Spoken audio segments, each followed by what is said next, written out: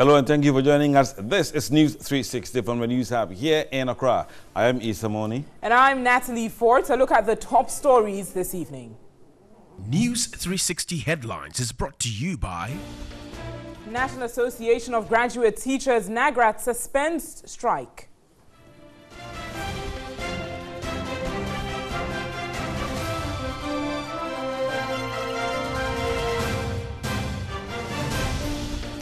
An Accra Circuit Court sentences 2 persons involved in the Kwabena cell break to 66 months imprisonment.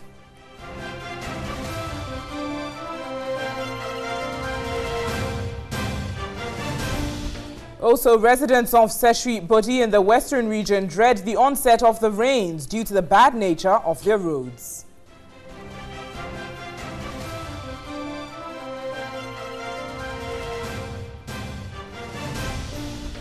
And in business, fuel prices up by 2%.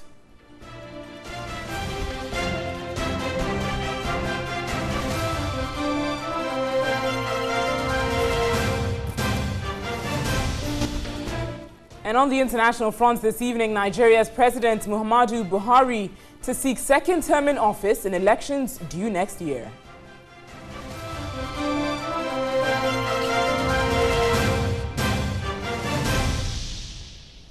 Right, we have details including sports and entertainment coming up this hour. Stay with us as we start with the news right away.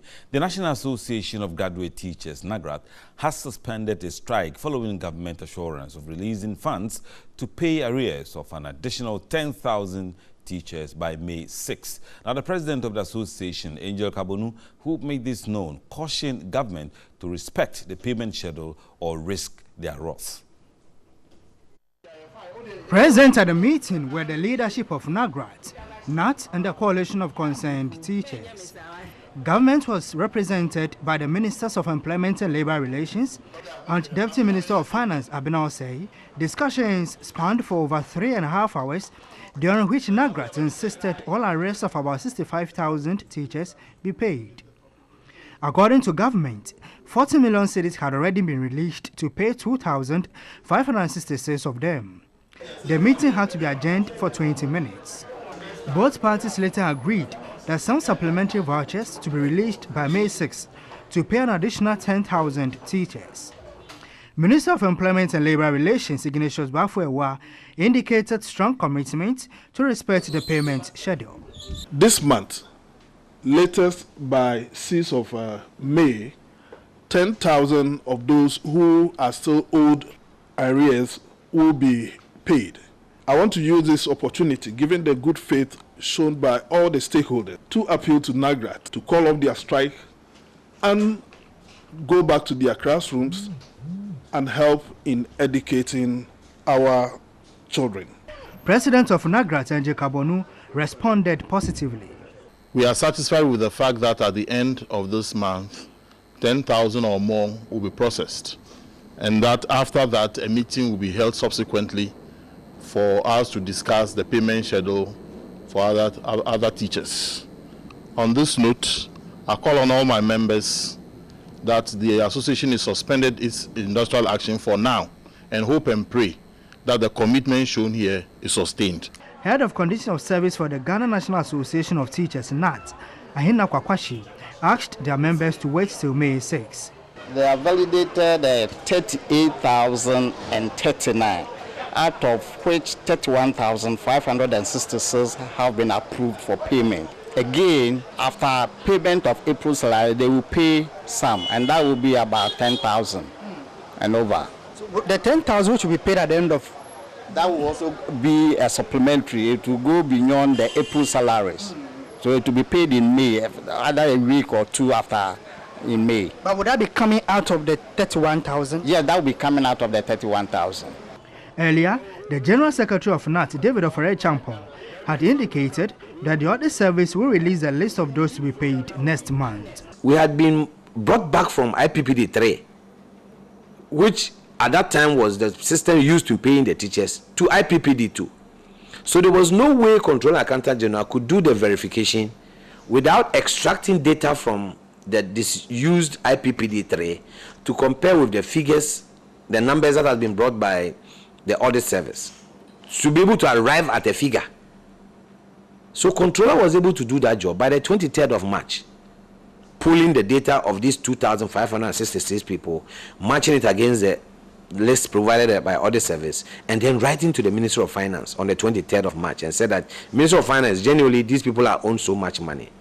And the Ministry of Finance responded on the 29th and said that yes, pay them and charge it to the March salary of the GES staff. Both parties have agreed to convene another meeting to discuss subsequent payment by the end of next month. In some other news this evening, workers at the head office of the Controller and Accountant General's Department were punctual after their lockout last Thursday for reporting late to work.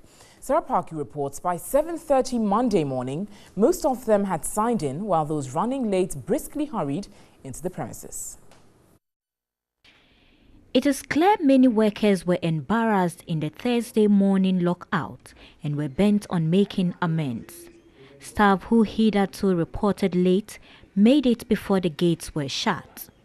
On Thursday, April 5th, latecomers were not allowed to their offices in a bid to instill discipline. Government intends to launch a new policy to pay public servants strictly by the number of hours they work. The move is to promote efficiency and productivity. When you step in around 7, you could realize, people were actually rushing here and there to jot in their names and the time that they came to work. So I can say, it's 100% okay. Staff have a grace period of 30 minutes, and so those who report after 8:30 a.m. would have themselves to blame. Nursing mothers are, however, exempted. I know they will be punished. That one will lie in the hands of management. Either April salary or May salary will be slashed or something. But can it be sustained? Right, the Accra Circuit Court has sentenced 2 persons who were involved in the Kwabena cell break to 66 months imprisonment. Kofi Dakun was slapped with 32 months, while Emmanuel Kote sentenced to 34 months imprisonment, both convicted on their own plea. A report by Godfrey Tanam. Kofi Dakun, who has been in police custody for 3 months, was sentenced for conspiracy to commit crime, to wit escape from lawful custody and escape from lawful custody. Emmanuel Kote, who has also been in custody for 3 weeks, was also sentenced for conspiracy to commit crime, to wit escape from lawful custody and escape from lawful custody. The two will serve their sentences concurrently. Kofi Dakun and Emmanuel Kote were among the 7 inmates at the Kwabena police station who escaped with the help of a gang suspected to be armed robbers. 2 others, Prince Osei and Atakojo, on January 30 were jailed for 30 months after pleading guilty to their charges. 9 of the accused persons who are standing trial for masterminding and carrying out the attack have pleaded not guilty to the charges preferred against them. They are charged for possessing firearms without authority, abetment to possessing firearm without lawful authority, conspiracy to commit crime, to wit escape from lawful custody, and abetment to escape from lawful custody. At about 1:30 a.m. on January 21, a gang attacked the Kwabena police station and freed 7 cell inmates, leading to the death of Inspector Emmanuel Ashelevi. The 9 others will return to court on April 13. It's a worry that most journalists upon retirement are unable to own houses. These were the words of the president of the Ghana Journalists Association, Roland Afil-Moni, at the launch of an affordable housing scheme for members. The Media Village project is an initiative of the Ghana Journalists Association to present journalists with the opportunity to become homeowners. The project is in collaboration with affordable housing estates development firm Coans Building Solutions. A 2-bedroom house costs 60,000 cedis and a 3-bedroom house 80,000 cedis. An application form for interested persons stands at 1,000 Ghana cedis. This, some junior journalists complain, is too expensive. The percentage you have to deposit before the 30,000 before you be able to get this particular facility. I don't think it's every journalist who will be able to, get such an amount. And even considering the fact that you'll be able to get a loan facility You look at the interest rates. How much are you earning? Can you pay up? You know, those are the factors that comes to mind for me as a journalist who is even interested in this particular, you know, venture. I don't think I'll even pick a firm because the firm is actually 1,000 cedis. I can't afford it. I think it's specifically targeting top managers. For me, I can't afford because looking at I earn less than 1,000 cedis. The profession is one of the most respected. However, many bemoan the low remuneration. So why did the association consider housing for members? One critical issue which borders on their welfare is accommodation, residential accommodation. Many live under conditions which give us a huge cause of concern because they are not paid well and because of the jaw-droppingly high cost of rent advance and the prices of houses in the open market. So this necessitates the negotiation of flexible terms, more flexible terms than we initially put out. GJA member Matthew Mark Kwame, who has been in practice for more than 30 years, expressed satisfaction at the deal. It's something that is most welcome because if you're able to afford to get in, you still have a space of land which you can't use. And for me, I think that for us to have such a village, I think it's okay. Deputy Minister of Works and Housing, Frida Prempeh, is confident such initiatives would help reduce the housing deficit, which currently stands above 1.7 million. You know, the kind of job that we all do, it's very difficult to even save to put up houses yourself. So if this facility is there, you have the mortgage facility to support you acquire a 2-bedroom expandable house or a 3-bedroom expandable house in 12 months, I think it's a good idea that it's the best way to go. Interested persons are expected to pay 50% of the unit cost and wait for a year to receive the keys to the property. Right, housing for journalists. Great idea, but we'll look into that later. Now, residents of Sefi, Bodi in the western region dread the onset of the rains due to the bad nature of the roads. They complain the roads become unmotorable when the rains set in and have appealed for the resumption of the road construction which stalled after the 2016 elections. Here's a report by Beatrice Pio-Gabra. The 15-kilometer Dwaboso-Bodi Akontombra Road rehabilitation awarded on contract by government in 2014 was expected to be completed in 2 years. 10 kilometers of the stretch has been completed but yet to be handed over to the Ghana Highways Authority. The Swano-Bodi stretch, which is yet to be reconstructed, is in poor shape. Motorists complain their vehicles break down frequently due to the bad nature of the road. Contractors complained about the delay in release of funds.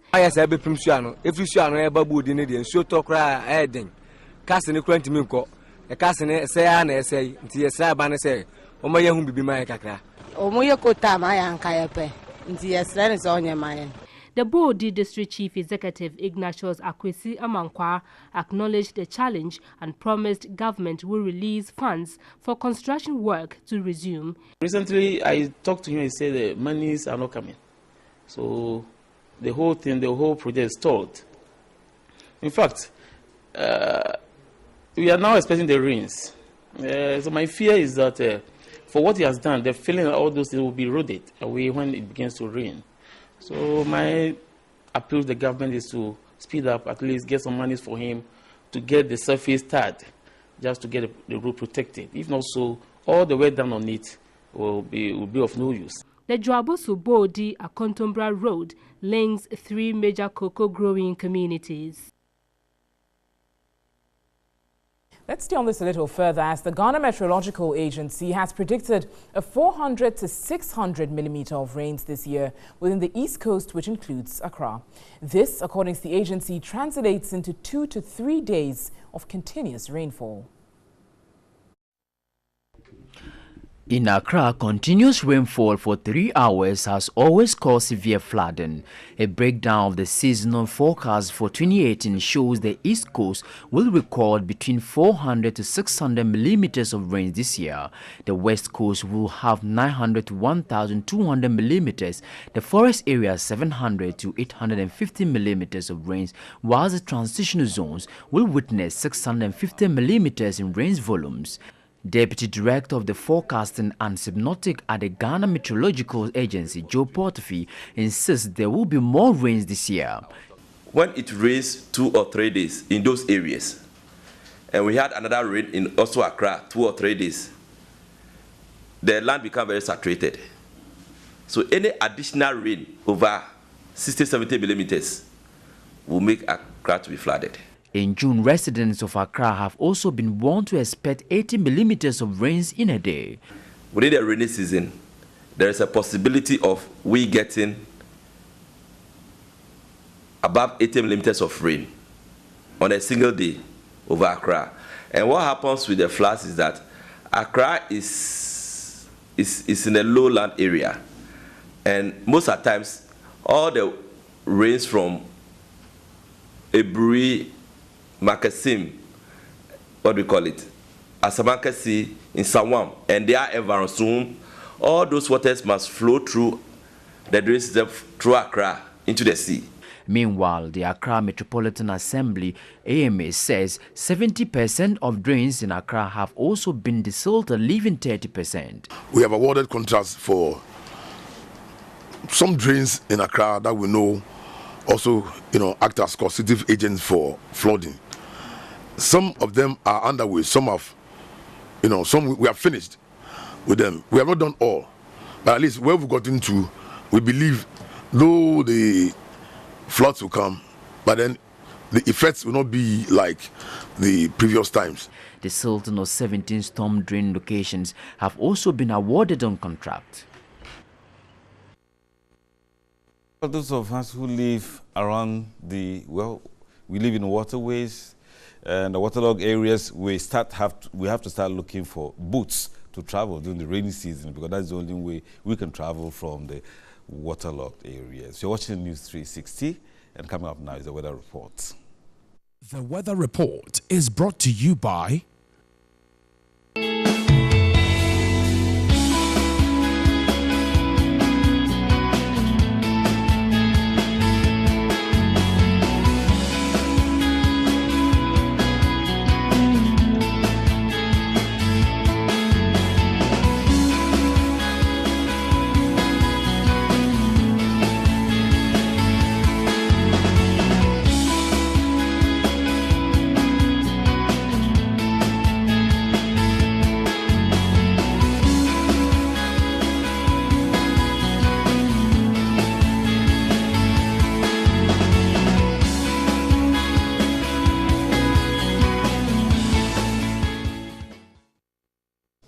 So live here on News 360 from the News Hub at Adesawe, Kanda. We've got some more news coming up for you shortly. Remember, you can watch this bulletin all across the world on 3news.com. We're also being shown on DSTV channel 279. Stay with us.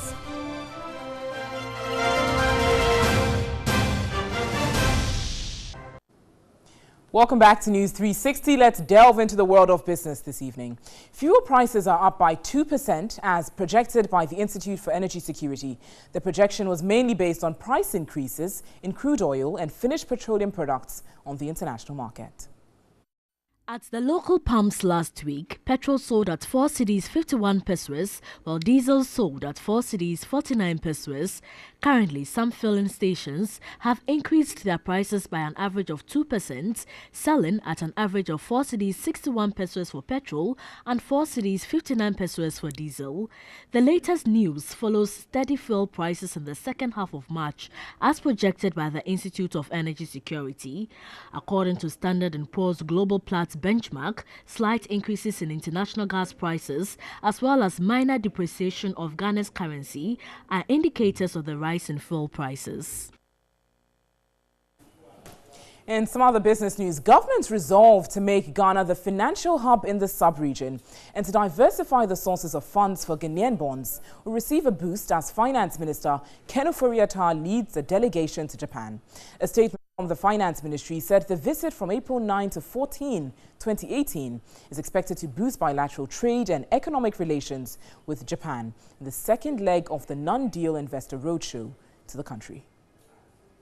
Relations with Japan and the delegates are expected to highlight investment opportunities in the financial services sector, health, transport infrastructure, especially railway, real estate, agribusiness, manufacturing, and industry. The delegation also includes the Minister for Roads and Highways, Deputy Ministers for Trade, Information and Health, as well as the Deputy Governor of the Bank of Ghana. The high point of the delegation's agenda is a meeting with the Japanese Deputy Prime Minister and Minister for Finance, Taro Aso. The meeting will apprise the Deputy Prime Minister about Ghana's recent macroeconomic development and the poise for economic transformation. To broaden and expand the investor base of Ghana's bonds, the Finance Minister and the Deputy Governor will host strategic meetings with portfolio and asset managers where they hope to whip up appetite for Ghanaian instruments. Ghana recently gave indication of a possible issuance of samurai and green bonds in the near future. An equally high point on the agenda is the planned business seminar during which the Finance Minister and officials of GIPC will make a pitch to investors and officials of the Japan External Trade Organization, JETRO, the organizers of the seminar. Meanwhile, a senior lecturer at the University of Ghana Business School, Dr. Lord Mensah, has cautioned government against rushing to the Asian bond market where interest rates are low. He argued conditions could be complicated and required careful scrutiny to avoid hidden fees and non-refundable expenditure, considering the known risks of lending to Africa. The Finance Ministry has served notice of a meeting with investors in Japan later this week in a bid to diversify its range of sovereign bond holders. Ghana plans to issue up to $2.5 billion of sovereign debt, including a $1 billion Euro bond by the end of this month. Apart from selling dollar debt, Ghana is weighing an issuance of Islamic securities, panda bonds in mainland China and samurai notes in Japan. Senior lecturer at the University of Ghana Business School, Dr. Lord Mensah, has lauded the move, saying lower interest rates on the Asian market will lead to reduced financing fees and subsequently lower growth rate of the debt stock. He is, however, of the opinion that the Asian requirements may be complicated considering the known risk of lending to Africa. This, he said, could lead to a revision of their terms and put Ghana in a difficult position. There will be some hidden fees here and there, and those are clauses that might come with such transactions. To urge government to be certain of conditions involved before committing to avoid hidden fees and non-refundable expenditure by carefully scrutinizing all agreements. We need to be careful, and if you don't take it, a 2% extra that is on it will be kind of a committed fee, which if you don't take care, you cannot retrieve them if the transaction does not go through. Africa has seen a rush to market by governments seeking to issue bonds ahead of anticipated Federal Reserve interest rate increases. Nigeria, Kenya, Senegal, and Ghana's neighbor, Ivory Coast, have all issued foreign currency bonds this year, though none has tapped the Asian markets. Well, you can get more on this issue on our website. It's 3news.com. In addition, we have a lot more business stories on there. That's how we round up business news on News 360 this evening. On to you, Issa, for some other stories. Thank you. Natalie, let's now move into some controversy. A former Cocoa Board Chief Executive Officer, Dr. Stephen Opuni, has, through his lawyers, filed a motion at the High Court seeking to be granted copies of documents prosecutors will rely on to prove their case against him. Defense lawyers prayed the court to order the state to supply him with all issues that have been found against him. Last month, the Attorney General filed 27 charges against Dr. Opuni and a businessman, Seydou Agongo, including a charge of willfully causing financial loss to the state in a fraudulent fertilizer contract worth over 43 million cedis. At the first hearing of the case on March 26, Dr. Stephen Opuni pleaded not guilty to all the charges leveled against him. His lawyers are now requesting the Attorney General to make available all documents the prosecution will be relying on to prove him guilty. At the first hearing, the state was represented by a team of 13 lawyers, led by the Attorney General and Minister of Justice Gloria Ekufu. They include two of her deputies, Godfred Yeboah Odame, Joseph Dindiok Benka, and Chief State Attorney Evelyn Kilson. The legal representation of Dr. Opuni was Samuel Kujo, and that of Seidu Agongo and Agricult Ghana Limited were Benson Nuchupui and Nutifafa Nuchupui. After taking their plea, lawyers for both accused persons sought for a self-recognizance bill for their clients, insisting they would be present anytime they are needed. Without any opposition from the state, Court of Appeal judge who sits in as an additional High Court judge, Justice Clement Honyanuga, went ahead to grant them bail to the tune of 300,000 cedis and directed them to submit their passports to the CID in Accra. The two are also to report to the Director General of CID anytime they wish to travel outside the country, but the CID will have to submit a report to the Registrar of the Court 48 hours before the activity is undertaken. Dr. Opuni is expected to reappear in court on Wednesday, April 11, 2018. The chairman of the National Peace Council, Professor Emmanuel Asante, says the council will not be compelled to stampede state institutions in the performance of their duties. Professor Asante spoke with Bright Nana Amfo on New Day on the brouhaha following the arrest of Deputy NDC General Secretary Koku Anidohu. Something happens. The police, the CID are doing their job. People say, where is the Peace Council? The Peace Council is not there to stampede other people. You're sometimes compelled to keep quiet, the council. Yes, so long as what is being done is within the confines of the rule of law and nobody is breaking the law, I don't think that it's necessary for the Peace Council. So no matter the ranting of the people, if for instance the CID has picked Koku Anidohu, the Peace Council will be compelled to keep quiet because the right process. So long as they are not breaking the rules, so long as they are not doing something that is against the rules of the rule of law. Look, the nations that we, always want to be like, United States, UK, India, the biggest, the largest democracy, if you like, they all have people who, demonstrate. They do have people who are brought to book, people who go through, the processes of the law. You don't just go and stand in there and say, police don't do anything because it has to do with A or B. It is only when you realize that what is being done is not in keeping with the rule of law, it's creating acrimony, it's creating tension in the country, then you want to come in to say, hey, sit, let's talk, let's look at the objectivity of the issue and see whether we can be able to find a peaceful solution to the issue.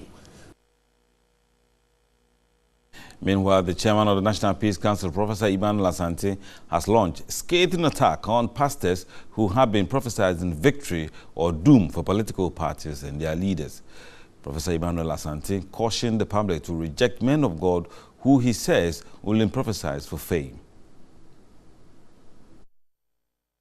The fact that I vote means that I have sympathies for certain, political positions. But if I openly identify myself with party A, I'm alienating people who are in party B, and therefore I'll have to be very careful about that. And there are a lot of Christian leaders in this country who have taken that position of trying not to openly identifying themselves with political parties. But there are others who are also doing it. That's what I'm coming. That's what I'm coming to. That's what I'm coming to. But there are also those who want to make a name. The prophecies that seem to be going on, I have to prophesy in a certain manner because I want to make a name. And Bright, you are also part of it. I use the word you are also part of it in the sense of the media, because I want to gain media attention. There are certain things that, are pushed through the media. I sit back and I say, is it really necessary? When somebody goes to say that in 2 years a president is going to die, does that make news? does that really help build our nation? Who wouldn't die anyway? You know, as I sit here with you, I may be history tomorrow. So what? You know, so people are capitalizing on these things because the more they also come into the news, remember they are also advertising themselves, and it's free advert. You know, can we ever, we're getting to wrap up our conversation, ever have a situation where what you refer to as national politics is what dominates our governance process? Is it possible? Education. How do we get there? Education. Starting from where? The kindergarten? Starting from here. Starting from the kindergarten. The TV news? Starting from the kindergarten. Right. The media pushing it, ensuring that we look at when people come in to push, you know, partisan ideas without objectivity, we draw attention to the objective issues that needs to be discussed. How do we bring technocrats to discuss matters of importance to the nation rather than bringing people who have, you know, positions that can be predictive? I mean, we can tell you that this person is not going to say anything. I mean, if we are discussing something, two parties that are vying for power and are not in agreement, you bring this, you bring NPP, and they are in power, and they are the ones who are pushing it. You can be sure that the person who comes in here is going to defend it. You bring NDC, you can be sure that whether it's good or bad, he's going to emphasize the bad side of it. Bring technocrats, people who have the knowledge of it. Let's discuss it, let's push it. Let's say that this is in the interest of the nation. Once we do that, I think we will be pushing the national agenda more than partisan agenda. You're on News 360, and we are live from the home of news here in Accra. We'll be back with some more stories. Stay with us.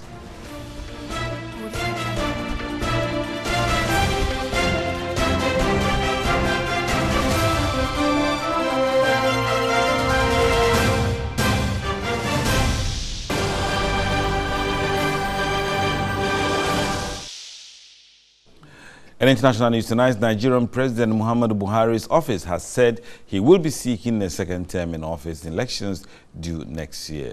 It ends months of speculation about whether the 74-year-old leader plans to run for re-election. His first term has been beset by poor health, which saw him spend months in the UK last year receiving treatment. Buhari defeated former President Goodluck Jonathan in the 2015 election. He was the first opposition leader to defeat an incumbent in Nigeria. The announcement comes as he is due to travel to the UK on an official visit. He is scheduled to meet Prime Minister Theresa May and attend the Commonwealth Heads of Government meeting, which starts on April 16. President Buhari will run under the banner of the ruling All Progressives Congress. The main opposition People's Democratic Party is yet to announce its candidate. Buhari has been under fire from former President Obasanjo, who in an open letter called on him not to seek re-election because of his age and alleged poor health. Obasanjo added that he was disappointed with Buhari, particularly because of what he called his poor handling of Nigeria's economy, the largest in Africa. Buhari's spokesman said the president accepted the criticism in good faith, but it should be noted that significant progress has been made under his rule in tackling Nigeria's problems.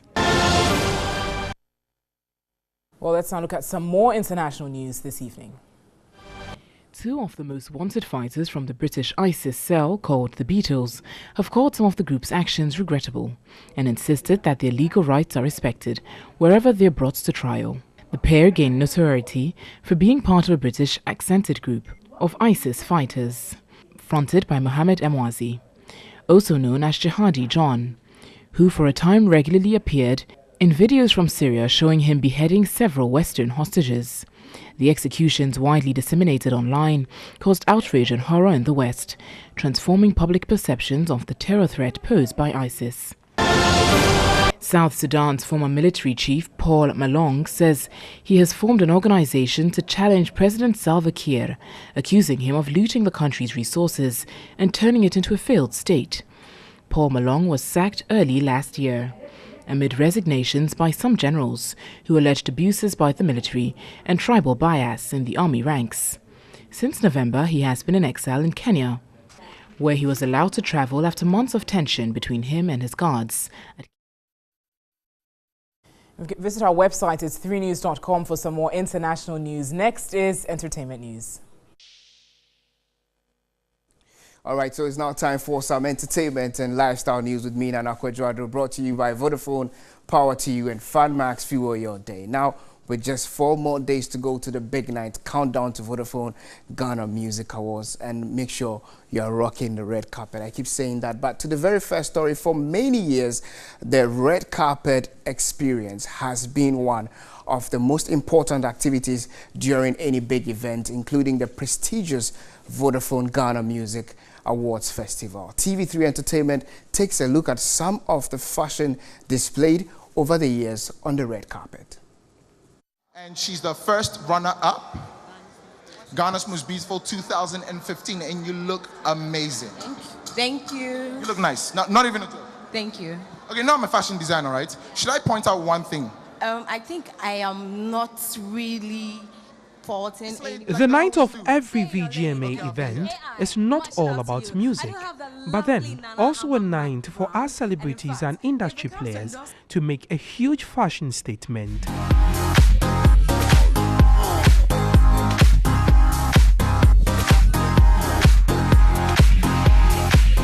The red carpet treatment is a mini show which precedes the main event. Yes, it's one of those events you have to swag up in your best from your wardrobe, and so when you think of red carpet, we think of iconic moment of what our favorite celebrities slay, from the big stars through to the up-and-coming stars. We're going to go straight to our individual guests so we get to chit-chat with them, find out what they're wearing and what the expectations are tonight. Keep watching the red carpet. As the biggest night of music awards draws near, I can bet that industry players have surprises for the audience. So from its ancient roots to the train companies and now the big event, the crimson-colored carpet has come to stay. The big question is, what do you slay come Saturday at the VGMAs? So we want to find out who is wearing what and why on the red carpet. This Saturday is going to be live on TV3. Make sure you don't miss out on that one. Of course, we're moving on to the next story, which has to do with the female rapper of the year, Eno. Now, we are asking the question that it's been a very difficult thing for female rappers to penetrate in the Ghana music industry. But Eno is one budding rapper that you should look out for. She has been nominated in that category, and we caught up with her. So yeah, it be me that killed the show. To say me hunty monument and I say y'all started dodge from my blow. My yako chromatia and Sammy humble po. But the funny thing is I started by learning from your flow. And canning a muhumia kolakete now I grow. So now I don't see my fellow girls and feel like I'm proud cause I spell it backwards and I see say it be trap. And yes, you have a place in the Ghana Music Awards. How does it feel being the only lady in that category? Right now, I mean, my hard work has been recognized now. You know, because it's not easy coming from somewhere doing something that nobody knew about till the time that you've been recognized. I mean, I feel like I'm gradually getting there. Yeah. It's not easy for you to be a female rapper and break through. I mean, myself as an example, it hasn't been easy for me in terms of management, in terms of music-wise. I mean, most girls are doing singing and all that. So for people to accept you as a female doing what boys do, it's not easy. It's not easy for any female in a male-dominated area, so it's not easy. Of course, I have. The only thing that men can do that I haven't done yet is taking off my shirt on stage, but gradually I will. But for being the best rapper in Ghana, I mean, I've been nominated and I'm the only girl, so it means I'm one of the best female rappers in Ghana. So it means what the boys have done, I can also do. So every woman can do it. Yeah. My fans, I love you and I thank you all for your support. And I pray that any girl who has this dream also achieves it and achieves it to its peak. And let's make history because it's going to be the first time a woman has ever won that award. Yeah. Nancy Debia, you be she and I say why you busy. Me who I know what pass me home. So that's about it for entertainment and lifestyle news this evening, brought to you by Vodafone, Power to You, and FanMax Fuel Your Day. So let's meet on Saturday on the red carpet. My name is Nana Kwadwo, and that's how I wrap up. Natalie and I'll Thanks, Nana, for that. You're going to be asking questions like, what are you wearing? Convince a lot yes, of people. What are you wearing? Which designer are you wearing? Who are you wearing? That's actually like, who is your designer, or what designer are you wearing? You should get prepared. I know you will be there. Definitely, I'm going to be there. So I expect you there too. Right, so that's it for this edition of News 360. My name is Isa Moni. And I'm Natalie Fort. Thanks so much for watching. Visit our website, it's 3news.com, for some more news. Remember, news at 10 will simulcast on our sister station. It's 3FM 92.7. Next is Sadia. Have a pleasant evening.